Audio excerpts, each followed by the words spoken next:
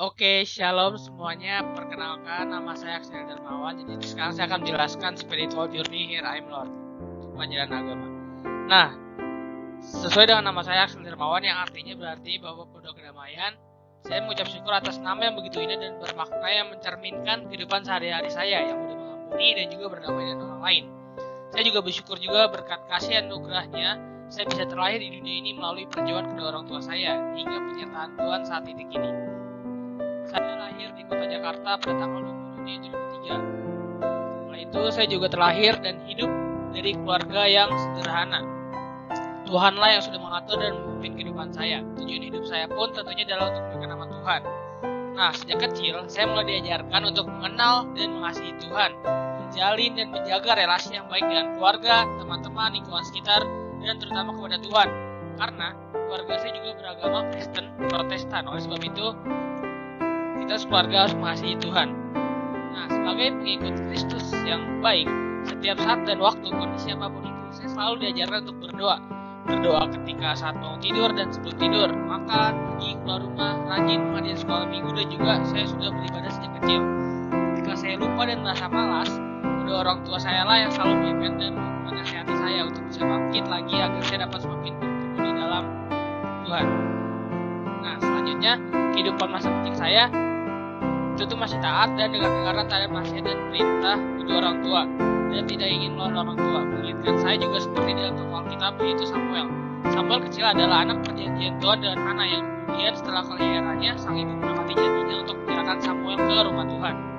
Samuel sudah dipandang istimewa oleh Tuhan sejak masa kecilnya. Dia bahkan melayani selama di rumah Tuhan dengan sangat baik. Sampai di suatu malam semua orang tertidur. Samuel tiba-tiba terbangun karena mendengar suara orang memanggil namanya, Samuel. Dan ternyata itu adalah suara Tuhan. Sejak saat itu Samuel benar-benar bisa mengenali suara Tuhan. Dia selalu mendengar saat Tuhan memanggil. Ketatannya lah yang membuat Tuhan selalu mendekati Samuel dan dirinya sebagai nabi atau juru bicara yang Tuhan yang terkemuka.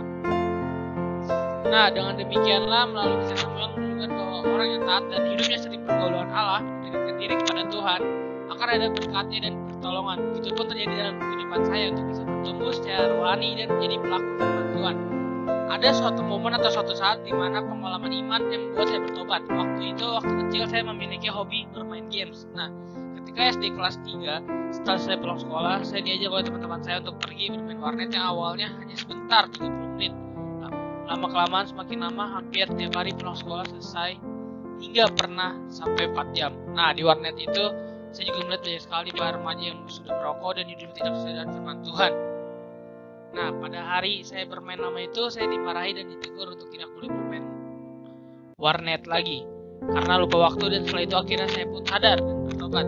Sebab seperti firman Tuhan berkata di 1 Korintus 15 ayat 33, janganlah kamu sesat, pergaulan yang buruk akan merusakkan kebiasaan yang baik pula.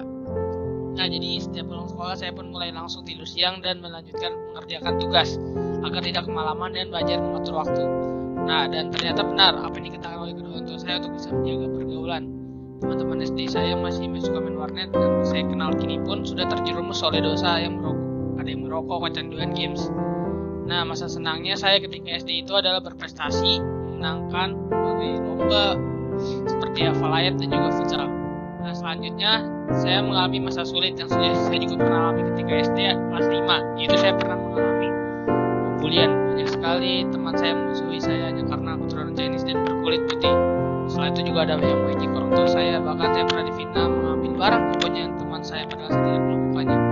Hingga saat itu saya pun benar-benar ingin putus sekolah, namun musuh selalu menasihati saya untuk tidak membalasnya dan mendoakan mereka, yang akhirnya seiring waktu mereka pun sadar kondisi saya. Firman Tuhan di dalam 1 Petrus 1 ayat 2 berkata, karena kamu telah menyucikan dirimu oleh ketaatan kepada kebenaran, sehingga kamu dapat mengamalkan kasih saudara dengan tulus ikhlas. Hendaklah kamu bersungguh-sungguh saling mengasihi dan dengan segenap hatimu. Jadi kita di sini belajarlah untuk saling mengasihi, memanfaatkan dan tidak mendam. Itu yang selalu orang tua saya tanamkan dan ajarkan.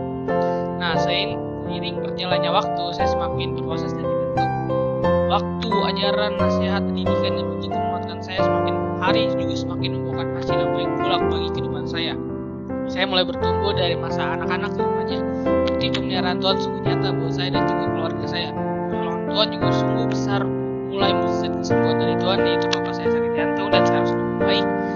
perjuangan saya masuk SMP di Lentera, berbagai ujian saya ikuti dari setiap sekolah yang saya inginkan, dan banyak sekali kegagalan yang sudah saya alami jatuh bangunnya. Tetapi akhirnya saya bersyukur sekali bisa masuk ke Lentera Harapan Curug berkat kerja keras dan usaha yang saya lakukan. Yang terpenting saya ialah berdoa, karena ini juga sudah menjadi keputusan Tuhan dan Tuhan yang sudah berkehendak ke saya. Saat menjadi SMP, saya mulai memiliki kerinduan untuk melayani Tuhan di lingkungan apapun, sekolah ataupun gereja. Akhirnya saya pun menyerahkan diri untuk dibaptis saat saya duduk di kelas 7 SMP untuk menjadi pengikut Kristus dan menerima Tuhan sebagai Sang Juru Selamat saya. Ketika saya mengalami proses lahir baru ini, hidup saya terus makin kudus dan berkenan di hadapan Tuhan. Dan saya pun mulai berani tampil beda dan menolak dunia. Saya aktif di pelayanan sekolah, seperti OSIS, ketua kelas, ekstrakurikuler, bantu teman yang sedang belajar, dan lain-lain. Di gereja saya juga melayani sebagai multimedia, singer, choir, dan kolektan, ataupun pemain drama. Nah, Tuhan itu sungguh luar biasa menolong dan menyertai kehidupan saya. Setiap hari saya beribadah kepada Tuhan. Saya percaya iman yang miliki juga berasal dari Roh Kudus. Ketika saya menghadapi masa sulit atau tantangan, Roh Kuduslah yang menghibur, menguatkan, dan mengingatkan saya untuk datang kepadanya.